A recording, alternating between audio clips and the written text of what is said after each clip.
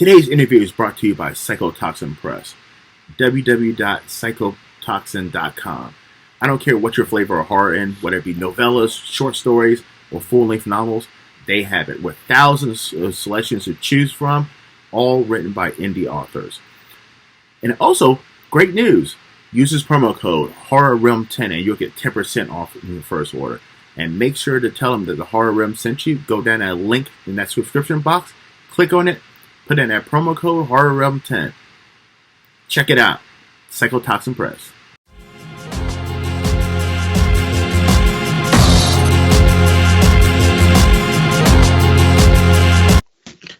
Hello, everyone. Welcome to the Horror Room. I'm Travis Bruce, and today I have a special guest with us. I have with us today Martin Eastland, and he has coming out soon.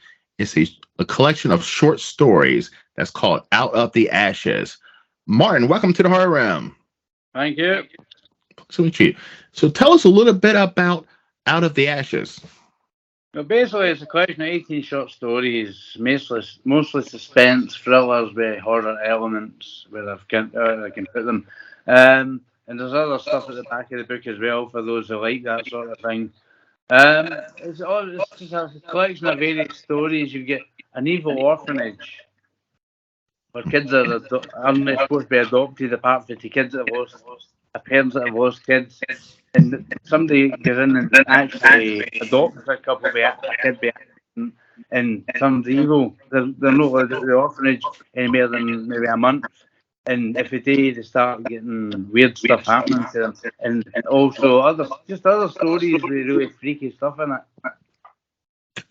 Now, is it easier making a collection of short stories compared to one long form of writing? Well, I've tried writing novels, and some ideas haven't been susceptible to longer form that I can find.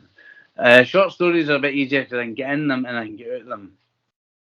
Sorry, my accent's I'm Scottish, so it might be hard for the listeners to grasp. The accent's a bit strong. But it's just short stories. I've been doing that since I was 12 years old, and I just kept going with it. Really, I have got a few novels in mind, but I wanted to get the short story as good as I can get it before I progress to a novel. I don't want to jump in with both feet before I'm ready. Yes. So there's no much point diving into a novel if it's not going to be very good. At least short stories I can get done and they're there, and I can put them out and see what the reception is going to be like for a start. And when I'm ready for a novel, I'll dive in feet first and try and come up with the best stuff I can. Now, how do you constantly? How are you able to constantly come up with different ideas with short stories? Do you pop in your head, or do you have to go and sit somewhere and start writing? Sometimes I just get a title and an idea pops into my head. I won't work without a title. That's always been the way. I can't work without a title. I've got to have a title, even a preliminary one. And once that's done, usually an idea forms in my head there and then. I've got an idea floating about. So I need to find a title, then I can start. And I just start rattling away. It's weird. It's like when I was a kid in school, I was in the bottom level of spelling. And our school was terrible for that. Because they didn't teach us grammar or a lot of stuff like that. All we got was we had to open a book and start reading it out loud. And I had to learn how to write with reading Stephen King and James Clavell and other authors as well, Bram Stoker's Dracula. I just learned to write through reading, and I learned basically syntax and context through doing that. So I'm basically self-taught. Wow. Now, has getting your work out there over the years, has it gotten easier now for independent writers? Yeah, I've been lucky that way. The first story I sent in, I've been writing since I was 12 in 1987, and it's now I'm 48. And about 4 years ago, in 2019, I sent a story in to an anthology, not expecting it to get anywhere. And they took it first time. I was like, wow, all this time. And it was that simple to get published. And I was, wow. And after that, I just kept sending stuff to submissions. And I've got about a 98% acceptability rate, which is pretty good. That is. You know what I mean? Because anything I send in usually gets taken, which is nice. Yeah. I've had a few rejections, but I don't bother with rejections. Rejections don't bother me. the way I see it is like a remarketing opportunity. Just send them Hmm. somewhere else. Somebody might want them. So if they don't, I'm not really that fussed, to be honest. Now, let's go back to the writing. Now, so when the idea pops in your head, do you have a beginning and ending already in mind, or do you just have a concept and you Oh, start working I've with? just got a basic concept, and I just sit down, don't get a title, a basic idea, a rough idea of what I want to do with it. Then I just start letting my fingers do the walking and the keyboard, and whatever comes out my head goes on paper. And lucky for me, it seems to have worked. Okay. A lot of people get lost. Sometimes I get lost and I take a wee break until I figure out where it's going. But basically, it usually pretty well. It just comes out the way it comes out, and it seems to make sense when I'm reading it back. And it's as if somebody just went zap and gave me writing ability, which sounds conceited, I know, but that's the only way I can explain it. Yeah. Because I've had no training in storytelling or anything. I've just been reading books all my life, and it just came from there, basically.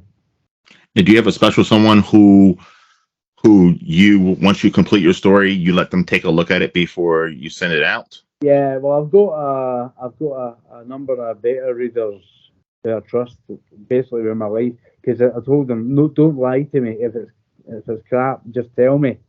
Hmm. Yeah, nobody do me any favors, Yeah. professionally. If it's no good and they're just feeding me full of crap, basically. So they're totally honest with me and they let me know. As far as I know, they've said, no, this isn't right. You need to do this. And blah, blah, blah. Yeah. So usually, I'll look at it, and if it makes sense, I'll use it. Otherwise, I'll just take it in the chin and just say, okay, thanks. But by and large, they're pretty good.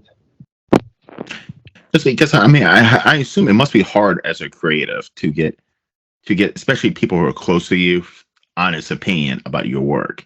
So, so I mean, because honesty is the key. I mean, in order to even be It's got to be brutal. You've got to tell them to be brutal. Otherwise, they'll just kiss your ass. They've got to be yes, really brutal and tell you the truth. Otherwise, it's an offer. It won't do you any favors. it's not. Aye, So you've got to be ask them straight and say, look, don't sugarcoat it. If it's no good, if there's anything wrong, tell me so I can fix it before I send it out. And so far, I've been lucky that way. They've loved my stuff and they keep asking for more. And Now, that's why I'm asking to read it for me. now, something that's important too as a creative, and I had to learn this myself. You have to be receptive to criticism as well. So, like, I mean, constructive criticism, because that's the only way you're going to grow as a creator. That's it. So, Well, criticism, I don't mind it as long as it's constructive, and yeah. I take it as it comes. And if it's something I can fix, if it makes sense, I'll look at it and if I'll obviously adapt it accordingly. But if it doesn't, I just let it fly out the window. Basically, I let it fly out the window, and if I can use it and it makes sense, I will change it accordingly. Now, who are some writers that you've gotten inspiration from over the years? Well, mostly Stephen King, to be honest with you. Great one. Uh, Salem's Lot. I read that when I watched the mini series with David Soul, and I said, "Oh my God!" I was a kid at the time, and I had to read the book, and I read it in 2 nights. Yeah. Even at that age, I read it in 2 nights, and I've never let years go by without buying a new copy if the old one gets tattered. Hmm. So that, and I've read some of his other stuff, and then there's James Clavell who wrote Shogun. Although it's about 1,000-page book, it's fantastic. I've even bought the miniseries and DVD for it. I like all that Japanese history stuff. Probably in some level Tom Clancy as well. When it comes to Red October, Patriot games and stuff like that, that's fine. But when it comes to his other stuff, I'm not entirely too enamoured of that. But his earlier stuff, Hmm. and John Grisham, A Time to Kill, John Grisham's great. and The Firm and all that, they're pretty good. But I don't know much about law, so I just enjoy it as a story, and I don't look too far into the legal technicalities. Because I don't understand them, to be honest. I'm not a lawyer, so I just enjoy it as a story. And obviously, the movie helps because it helps me understand the book a bit more. So, what are you reading right now? Are you reading anything right now? Well, to be honest with you, I'm still reading Stephen King, to be honest. Okay. I prefer his earlier stuff, the horror stuff. His new stuff's really good because he's a fantastic writer, and I hold him up in high regard. But I still prefer his early horror stuff, and I'll read them incessantly. The Shining, Pet Cemetery, stuff like that. Oh, the classics, man. The classics. Classic King. Yes. I'm a huge Stephen King myself. I even went to a couple years ago. He has his house is in Maine, and Yeah, sure. and I went to his house and took a picture in front of the house, and wow. it's he has these like bats on his fence and spiders, and his house just looks like a haunted house. Like he has it decorated like that, and it was amazing. I should see what it's like at Halloween. They had to stop it because everybody used to go to the King House for Halloween, and he gets sick and tired. He was becoming what was it he called it? The Halloween Santa Claus, apparently. And he was getting to a point where he was putting up smoke machines and all that just for the effect. Yeah, he's sick and tired of it. So. I love Stevie King. I love Stevie King. He's great in interviews. Just watch him, he cracks up. You crack up. Yeah, I mean, I even love like some of the stuff like Creep Show. I love the Creep Show. That George Romero was good, wasn't it? Yeah, and I mean he had. Yes, I love it, man. I love. So I grew up in the '80s. So I'm a part of me is like that '80s horror has like a big part of me. Like I mean, I say it's the golden age of horror. It is, because I mean, you get Friday the 13th, Nightmare on Elm Street, and Black Christmas. When was that? Was that the late 70s or was that the 80s? Black Christmas with Olivia Hussey in it. Mm-hmm. I can't remember what year it came out, but that's supposed to be really good. I haven't seen it yet, to be honest with you. But I've been writing a lot of the time. I don't watch the movies as much as I like anymore. So I said I used to watch them incessantly. It's just over the years I lost track of what's out there. See, I go out to the theater. I try to see every horror movie that comes out has a theatrical release, but it's getting harder and harder to do, especially with my schedule. I did get to see Thanksgiving. Thanksgiving was fun. It was definitely a fun movie. But I've been watching like ever since I've been started doing this show. I've been immersing myself in a lot of indie horror, which I've always loved indie horror. But now with streaming services, Netflix, Tubi, stuff like that, like you can see a lot more of it and get exposed to a lot more of it. And even when it comes to like indie authors, I love Amazon. Like I love Amazon, and with the Amazon Unlimited, you can now read a lot of books. You know, you can download it to your Kindle and just read and read a lot of authors' books and work that you would normally not read. You know, spoiled for choice these days. I'm sorry. You're spoiled for choice. Yes. Yes, I agree. All right, so we're gonna shoot. But by the way, so your book is going to be released next year. Yeah, 29th of January, as far as I know. Okay, so definitely look out for that one. And now, how can we find the book? We go into Amazon, type in Martin Eastland, and it should come up when it's released. Okay, awesome. I'm definitely going. It's Amazon. It's on a lot of other platforms as well. I'm told it's going to be as wide as possible. I didn't want to be just restricted to Amazon. It's going to be a wide release in a few platforms, as far as I know. Okay, sweet. I mean, the cover looks amazing. I love the cover. It was a royalty free cover. Funny enough, I just found that somebody was designing covers or something. It was royalty free. So I said, I love that one. Can I have that one? And they gave me it. That was that. So I've always loved it because simplicity behind it is scary itself. It's just a blue face and a black background, and it's the image is supposed to dictate represent one of the stories in it, which is Mind Games. Mm-hmm. And that's probably one of my better stories in it, to be honest with you. I enjoyed reading that one. Psychologically disturbing, you could say. And basically, I loved the cover. I just loved it. The simplicity of the typeface plus the image. I was like, wow. I just hope people out there like it and it draws a lot of attention because it's simplicity. It looks absolutely beautiful, and I'm a huge fan. I love short story collections because you can. I mean, I like novels, but I like the short stories because you can pick them up, put them down, I put them down and read another one every come chapter. back to it, yeah, and not be like, oh my god, where did I leave off at? You know, so but and Well, and it's you go to the Evil Orphanage one, it dives straight to that into a story of a journalist that's been haunted for the grave because apparently, according to the story, he's helped put somebody in jail for something as a journalist, and that person is dead, killed himself, and come back to the grave to haunt for the grave to haunt him. So I don't know how that one will fly when people read it, but hopefully they enjoy the stories because there's a good number of stories in there that are different with each other. Obviously, I know the same. We want the same but different, but try and get them as different as possible. nice. Well, I'm definitely going to grab my copy, and I'll let you know. I hope it's nice to hear. Yes, yes.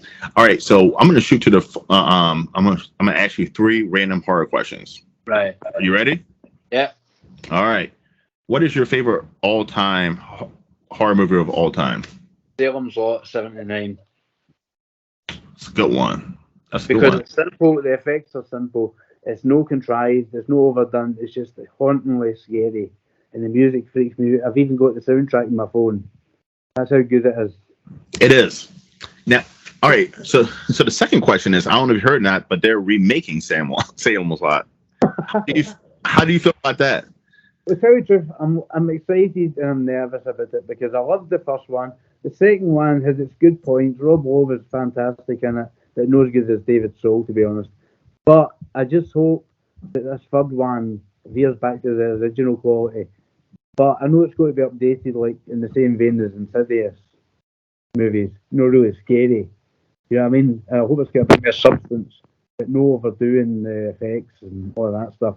Just as long as it's creepy and it really does justice to the original, which basically to me is unsurpassable. Unsurpassable.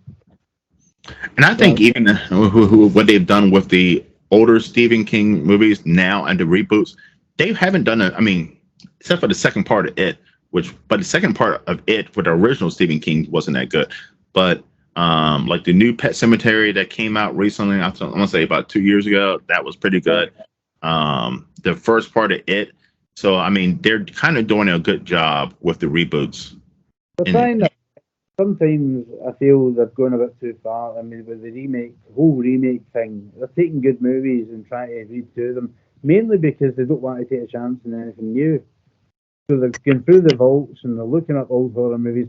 Oh, let's see what we can do with this one, see if we can improve it. But by and large, the consensus seems to be they're fed up with it. All these remakes are unnecessary. It was a product of its time, leave it where it is so people can remember them. That's just a matter of opinion, really. No, I 100% agree. I mean, I do every once in a while. I like to see somebody else's spin on a classic, but kind of like what you're saying, a lot of people, it seems like they're just making a remake to make a remake. They're just it's a cash cow. They can't be bothered. They don't want to lose money with taking risks and new material. So they just go back and read the vaults or old stuff that's been done time and time again. And every it's like Steven Spielberg says about E.T. He'll never do a sequel because it doesn't want to distill the memory of the first one. Mm-hmm. And that it makes perfect sense because every regurgitation of a movie franchise destroys the original in some way. It harms it. But although sometimes they can make some improvements to it, which is good, and it's their own spin, fair enough. Everybody's entitled to have a go, but there is such a thing as damaging the original product, I think. Because the new Exorcist is terrible. It is absolutely terrible. It surprised me. They're just taking an old franchise and they're flogging it to death. It's a cash cow, and all they care about is the numbers. Back in '75 when Jaws came out, the whole thing, before that, it was a story. That was all that mattered. When Jaws came in, it basically grabs you by the neck and says, how much is this going to make in the box office? And ever since then, it's all they've cared about is the box office return. Mm-hmm. Story went out the window. A lot of films, fair enough, have good stories since then, but the whole object of making movies is money. Now, it's nothing to do with story, a character, or anything like that. It's all to do with money, sadly. It's 100% is. I mean, because the new reboot out of Exorcist, they're making it into a trilogy. So well, how the hell are you going to do that? Where when the first one was horrible, like who's going to it's just going to. This is my personal experience. I just feel like the numbers on that trilogy, that new trilogy, is just going to decrease every single time because it's not. Mm-hmm. They're definitely going to lose money in that trilogy. I think people are getting sick of remakes in general because usually, apparently, they say a lot of Stephen King movies weren't that good up to in the 80s. Some of them were alright. Firestarter, he said, was as close to the book as you can get, but it wasn't I've ever seen in my life. I prefer Dead Zone to Firestarter. The one with Christopher Walken in it. That was bloody good. Mm-hmm. Yeah, I mean, the TV show I never saw, sadly. I'll need to catch up on that, see if it's any good. But I still prefer Salem's Lot, A Bag of Bones, the Pierce Brosnan, fantastic. And the Pet Sematary remake was pretty good. Mm-hmm. The original. Because I think that wee boy, it's like The Shining. The wee boy in The Shining and the wee boy in Pet Sematary was as cute as a, and you really felt for them. If you know what I mean. Yes. You really felt the cuteness of the kids. You really felt for them. Because you felt as if they were your own in some weird way. But the remakes, the King miniseries was a bit better because it dealt more about the subtext that Kubrick seemed to have left out. He just made a straight line horror movie, right? And it's as good as that movie is, and even King concedes that, they took away the subtext of the alcoholic father, and basically Jack Torrance becoming more disturbed as the film went on. Jack was already crazy. Yeah. Apparently. You know what I mean? So that takes away the funny. Plus, in the Steven Weber version of King in '97, they showed him going mental over time as the film progressed. Mm-hmm. TV series progressed, the miniseries, and it showed him descending into madness, which is a lot more effective. Yeah. You know what I mean? So you've already had Jack there was half mental anyway. Well, what do you want? Yeah, no. I can't agree him very well, but that's what Jack Nicholson said to Clint Eastwood when he remember he was running for Carmel as mayor. You know, you can imagine him running for president. Jack turns to Clint Eastwood and goes, "How can you debate me? You haven't opened your goddamn eyes in 20 years." You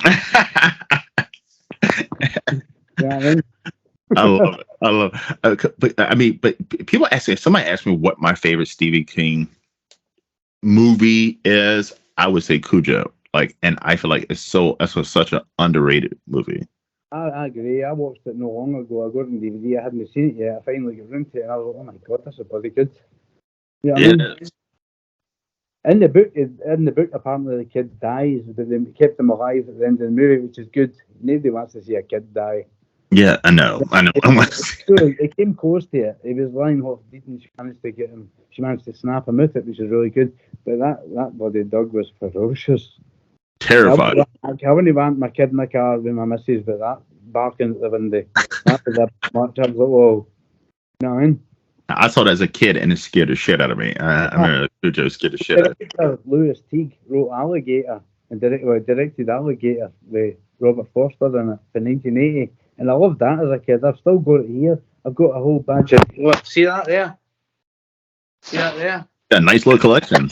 There, I don't know if you can see it. A whole lot of stuff. Everything you can imagine. I've even got books on filmmaking, for God's sake. Yeah, I mean, so I learned how to write film scripts so I can adapt my own work. I always have a shot at it anyway. Yeah.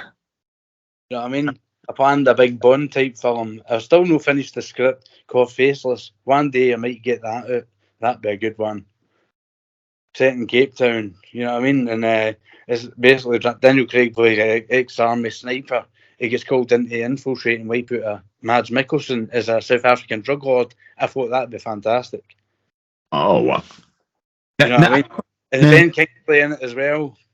Don Logan contained, just simmering under the surface. That should be good if I can get it made one day. That would be amazing. Now, I'm about to say, now we're talking about films. Who would you want to direct one? What filmmaker would you want to transition one of your stories into a full-length movie? Right, to be honest with you, James Wan. That's a great one. I'll be James Wan. honest with you. Basically, I saw Insidious. The missus encouraged me to watch Insidious, right? And I said, "Oh, this okay." So I sat and watched it, and I jumped at my seat when that red face came out. Yeah. And I said, "Oh, wow, that's the first time I've crapped myself at a movie in a long time." Yes. I was just talking to the filmmaker about that. Yeah. It's like I read Stephen King and I don't get scared. I just enjoy the writing and I like story. But I've never been scared by a book yet. Right? There's only so when that big kid come up in the jail cell, I jumped to the couch, clawed my way through the air, trying to get to the couch so I can get behind it. And I went back and watched it again. Found it and watched it. And you know, a kid, you scared the first time, terrified, you run back to the TV and rewind it. Let me see that again. Yeah. So, it's the same way in Insidious. I saw that. I wasn't prepared for the big red and black face coming out. It was a Darth Maul, but worse. You know what I mean? Just right out. I'm not joking. I've jumped at my seat and she's laughing her ass off. You know what I mean? It was fun. It's unnerving. It's unnerving. Definitely James Wan. James Wan's amazing. Because I was talking. I know he's young, but he's got the chops with the looks of it. So he does a great job. And I was even talking to a filmmaker recently about James Wan. I was like, he even his movies that like don't get, you know, big theatrical release. I don't know if you've seen *Malignant*. I've seen it. Is that the one where the ghost hunters go to the house? I'm sorry? The ghost hunters go to the house? Yes. Aye, I've seen it. It was good, but it didn't strike me as, well, I've seen scarier, put it that way. Yes, but I mean, I would say even like his lower stuff is still great. You know what I mean? Like but one thing I do like about James Wan is that he doesn't do the cash grab. So I mean, you know what I mean? He might do one or two sequels. I mean, he might do one sequel, but he doesn't like Insidious. He did 1 and 2, and then he backed out. You know, because well, sometimes you're better backing out. You can overextend yourself, I suppose. You know, you can end up run the risk of repeating yourself, you know. So you're better it's like Jaws, it's like sequels in general. I mean, it's like Jaws was fantastic. Jaws 2 was pretty good. It's probably scarier because there's kids involved in the water instead of adults. But 3 and 4 were crap, to be honest. Horrible. Right? But it's the same with sequels anyway. You go over a certain number and you just dilute it as you go. It's not as funny. And it's just the jokes are worn out and predictable and you can see it coming a mile away. But sometimes they should stop a series at number 2 or at most number 3 if you even go to number 2 in the first place. Some films are better standalone. I mean, I definitely think that Texas Chainsaw Massacre should have stopped off at number 2. At number 2, done. I wouldn't have bothered making 2. I would have just made the first one and left. But I'm saying, if you even like, I like part. I thought most people don't like part 2, but I actually like part 2. It has some humor behind it and so forth. But it was completely different than the first one. But it's funny how the poster was the same as the Breakfast Club. Yes, it is. It is. Yes. So I mean, it had some humor behind it. So it was something completely different. So part 2. Copy. You know, I mean, some sequels are the carbon copy of the original one, or remakes of the carbon copy. Although there's slight changes to it. Mm-hmm. You know what I mean? It's just you can see it a mile away, and you're like, "Okay, what the bother watching this for?" You know what I mean? It's just one, I suppose. But I mean, they can Texas Chainsaw Massacre for the last several decades, and nothing has been good. None of those movies have been good. I mean, I can argue that the first remake was pretty good, but like, it's a series that like I don't know. They keep rebooting, and like maybe it's a cash cow. They can't. They don't want to take it. Studios don't want to take the risk of making anything original anymore. Mm-hmm. You know what I mean? Because this is George Lucas says about Star Wars. The downside of that is they don't want to do anything new. They've got their formula for cash cow, and they don't want to risk making it. They can't take a loss. Look at Cleopatra in '63, damn near broke. Was it? Who done? Was it even the Universal? Was it? It done original Cleopatra. MGM. It was one of them. 20th Century Fox. That was it. They damn near bankrupted themselves in making Cleopatra with Liz Taylor.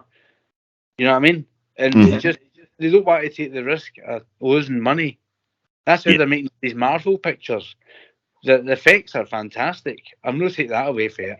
I just personally think that there's enough holes in the Marvel universe you can drive a truck through because it's all spectacle as opposed to story. That's just my feeling about it anyway. I know everybody's got a different opinion. They probably slap me for saying that, but Martin Scorsese's got a point. But I loved the Marvel movies in the beginning, but they were just pumped them out like 3 a year, and it just the product starts getting watered it's down. Like 300 million a movie, right? And they're hoping to get the brass ring and get all that money back. But if they don't, that's the only thing that will stop them making them is if they stop making money. Yep. They'll realize they're not getting the money back. It's all financial, like I said. But it's already happening. It's already happening. I mean, people are not going to people are not going to the movie theaters, period. But people are definitely not enough story there. They need the story to draw them in. Character identification. They need the audience need to be able to think, oh, that's me up there. Right? Yep. Right? In some form, that is me up there. I can do that. That could be me. And they translate their own imaginations to being them on the screen. Yep. It's psychological. If you don't offer the audience that, they're going to tune out. They'll get bored.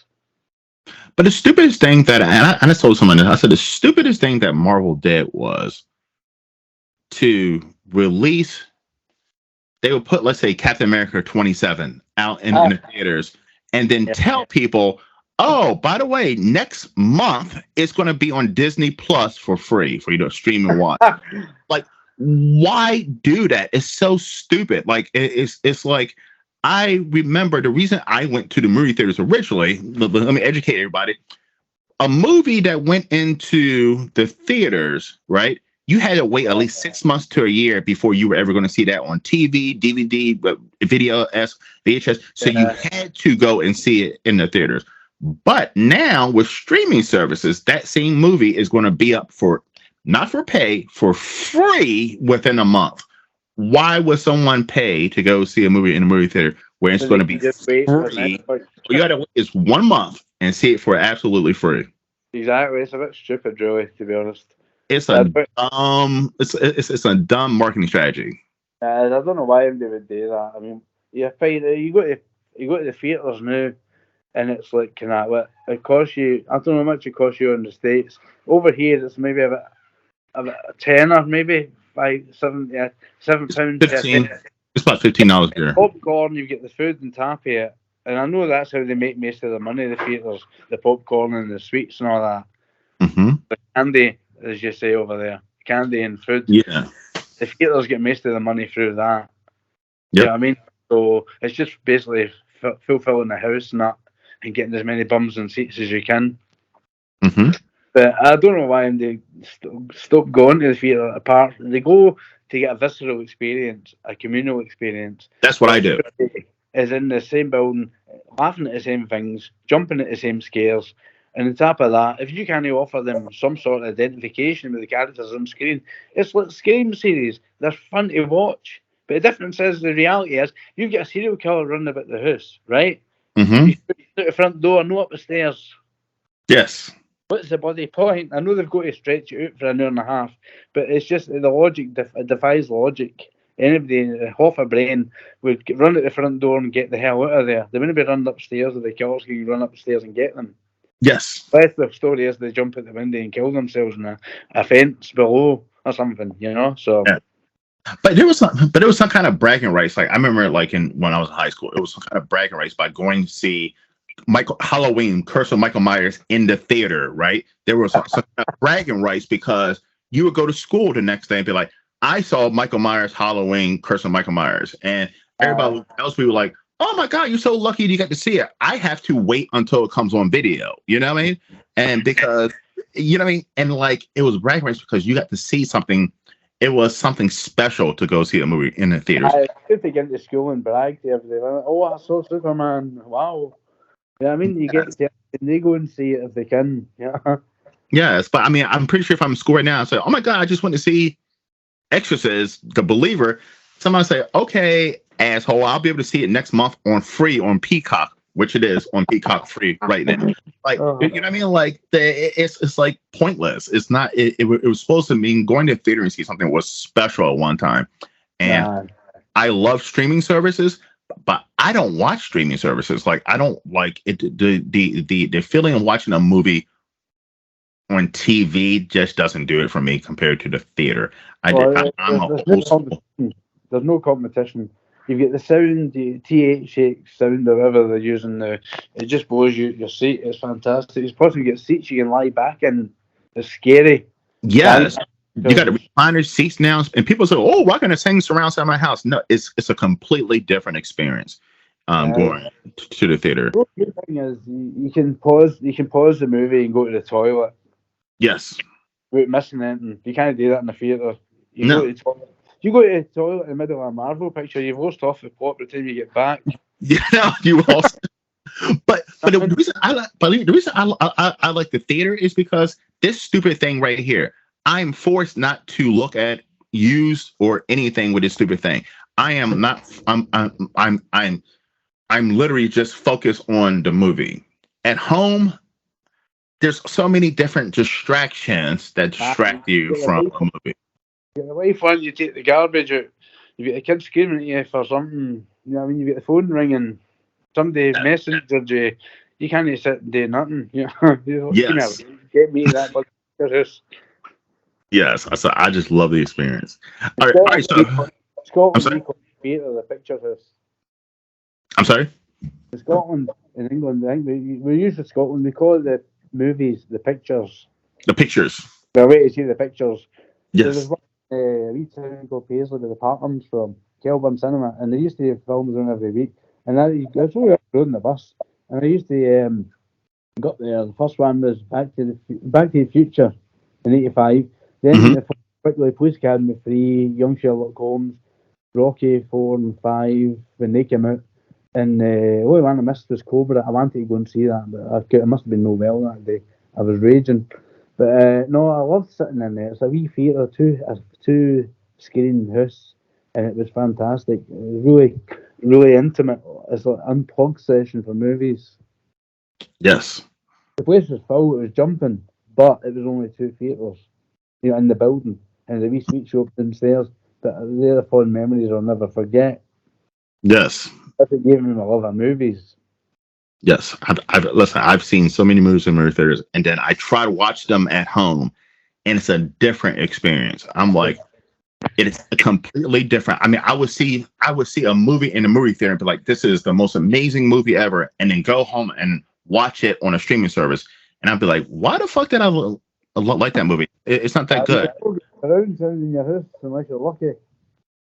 What was that? Unless you're lucky, it's on a surround sound in your house. Yeah, but I'm talking about even with the surround sound, it's just a different experience being in the theater. I don't know. It sucks you in. It just sucks you in, and like you turn your brain off from everything else. It's hard for me to turn my brain off when I'm home. Well, you get so many demands at home. I mean, you're in a picture house, you're all there for the same reason. It's a communal experience. Mm-hmm. I mean, you're just there as a vulnerable human being, angry at everybody else. Mm-hmm. They get scared the crap out of or to laugh your arse off. I know. Exactly. Simple as that. You've nobody nagging you. Because the one, usually if your family's with you, they're sitting watching it as well. Mm-hmm. You see that at the house, you watch it in the house, you get kids running about, smashing into things, tipping things over, the dog shitting in your carpet, you name it, it does it. You know what I mean? As a life things, when you're home, life happens, and like in the theater, life is put on pause while life is put on pause. You walk 2 years later as somebody else. Remember the days you used to go to see a western, you come out as a cowboy. You went to see a detective film, you come out as a detective. That's what I'm saying about the audience identification. You are that person on screen psychologically for that 2 hours. You come out feeling now. It's supposed to give you some sort of transformation as a character yourself. Some change in you after having seen it. It's like they send them. It's like leaving messages for Western Union, right? Yes. It's like you come out of that theatre, a cowboy. You come out of that theatre, a detective or a space astronaut. You're that person for that short period of time. You're James Bond. When you're in a movie theater, you're James Bond. Like you jump into James Bond's body.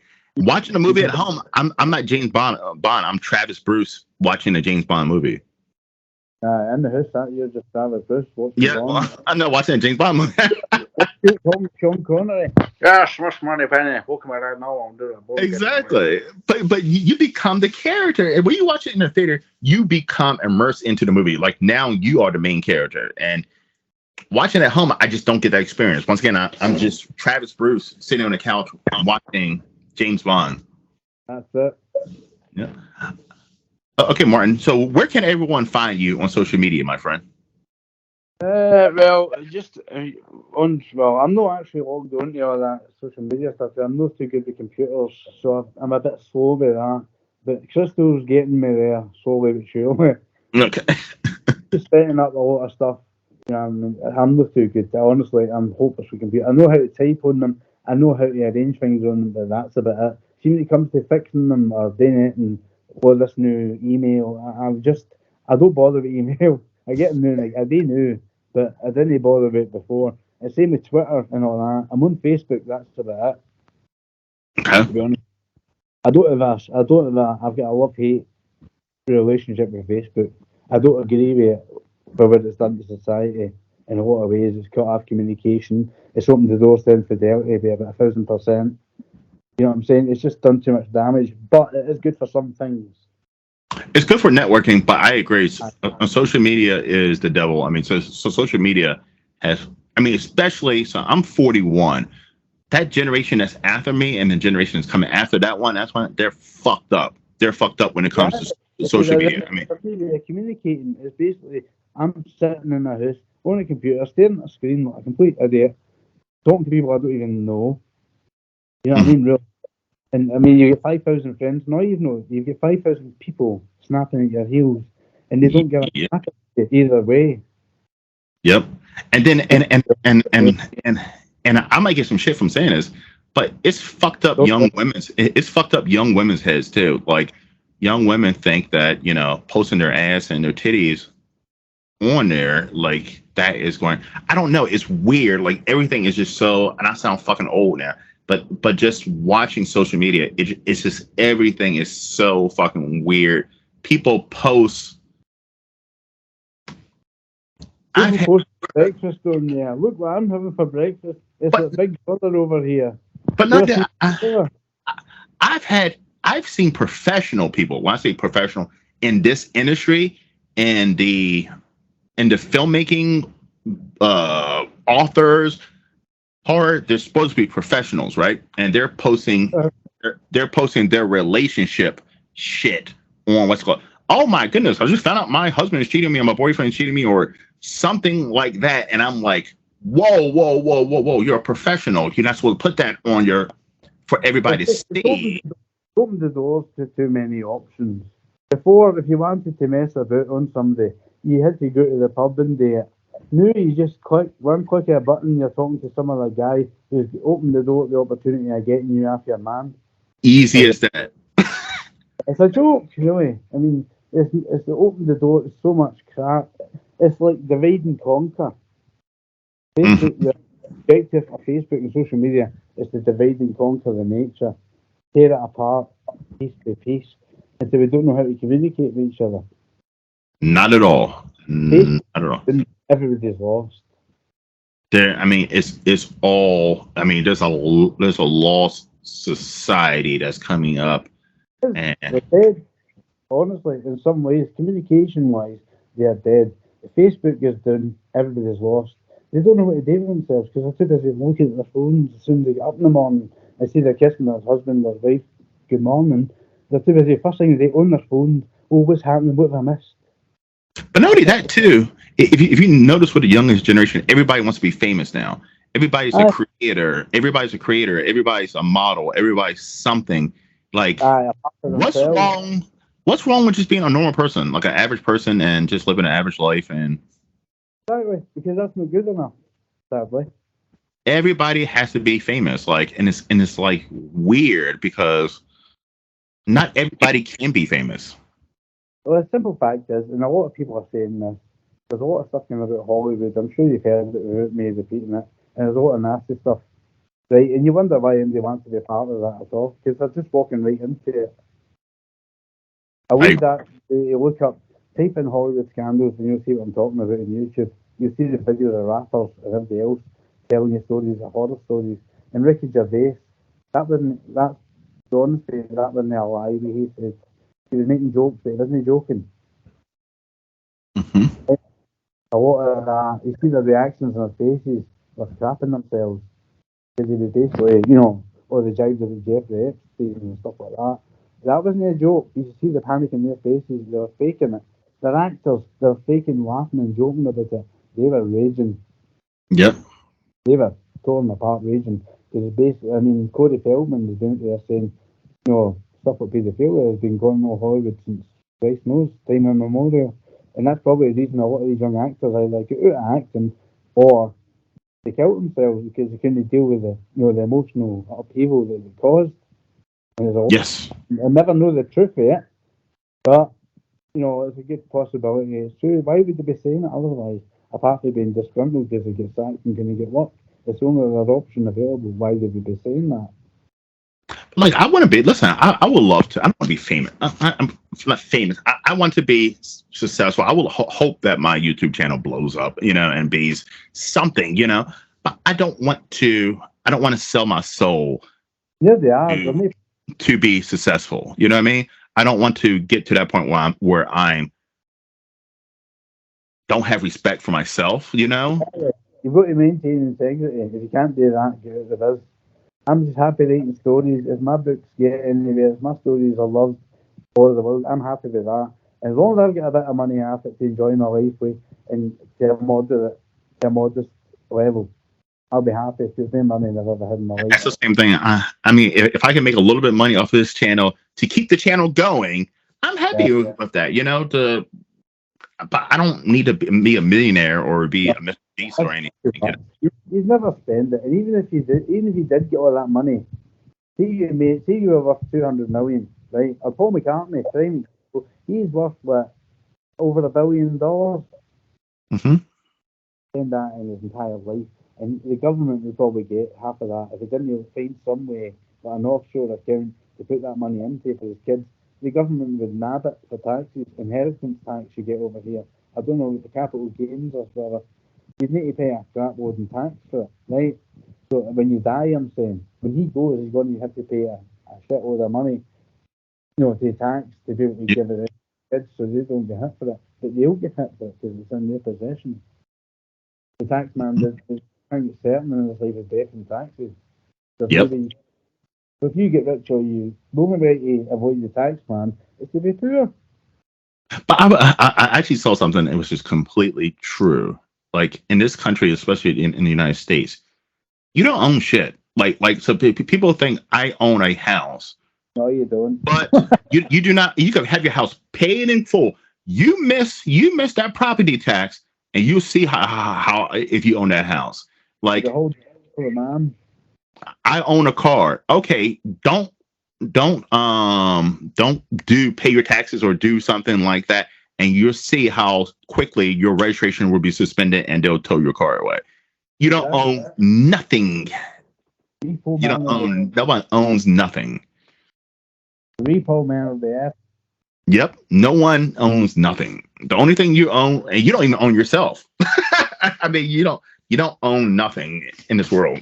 How did you sign that birth certificate? How did your mother sign that birth certificate? You're the government's property. Yes, you don't own nothing, and there's no such thing as freedom of speech. Like, no, like I always said democracy never existed. It's an illusion. To make it is. Along with the status quo. It's a lot of crap. Even in this country, you get Conservatives and you get Labour. Same as you get Democrats and Republicans. It's the same beast with two heads. Mm-hmm. It is. Right? It is. Arguing with each other in telly, fighting each other in Congress, right, in Parliament here, and they're all laughing about it. They're going, that would have given one minute, George. The Parliament's like Congress with a 2-drink minimum.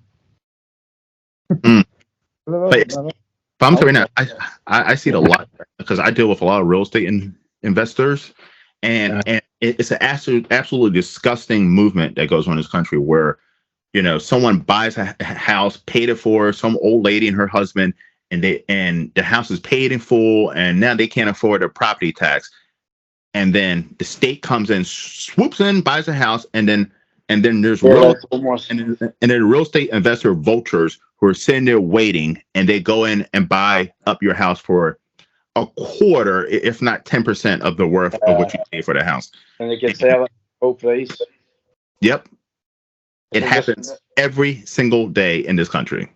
It's like one of my ex-girlfriends had a kid, and she wanted. He apparently said something about he wanted to get in the army.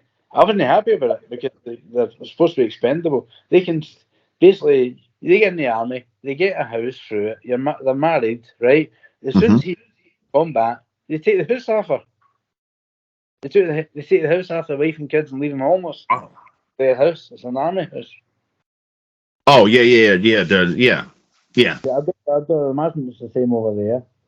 You hear about your government sending troops into places they shouldn't even be. They get killed and they get rot outside Baghdad. It's a joke. 1%. But at least here they give them the GI Bill, which they can buy a house once they get out of the military, or after they do a certain amount of time, they can buy a house. The government does help them buy a house and does help them get a free education through schooling. But once again, do you own the house? Oh, you don't. Not really, because as soon as you start missing those property taxes, you'll really see if you own a house. You'll find out real quick that you don't own a house.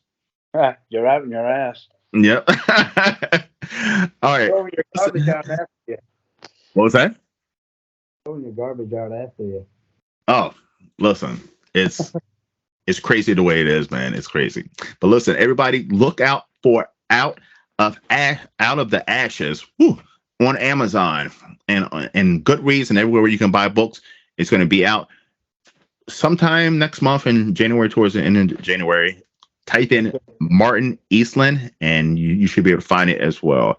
Martin, it's been an absolute pleasure having you on, my friend. Yes, sir. Thank you very much for having me. No problem. I'd love to have Becky you in the future, man. All right, everyone. If you want to talk, get on me. All right, and I'll chat to you.